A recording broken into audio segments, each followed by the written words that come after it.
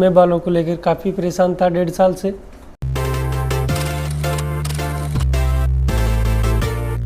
और मैंने YouTube देख के मानस एस्थेटिक सेंटर्स को विजिट किया।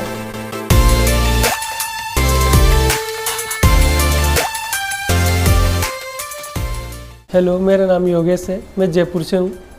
मैं बालों को लेकर काफ़ी परेशान था 1.5 साल से और मैंने YouTube देख के मानस एस्थेटिक सेंटर्स को विजिट किया। यहाँ के स्टाफ से मिला, यहाँ के स्टाफ का व्यवहार और काफ़ी अच्छा लगा मेरे को। फिर इनसे ट्रांसप्लांट के बारे में बातचीत की और जो मेरी परेशानी थी इनको बताया। और इनके बाद में मैं ट्रांसप्लांट की डेट बुक करके आज मैंने मेरा ट्रांसप्लांट करवा लिया है और काफ़ी अच्छी डेंसिटी रही है, काफ़ी ना पेन रहा, किसी भी प्रकार का दर्द नहीं रहा है।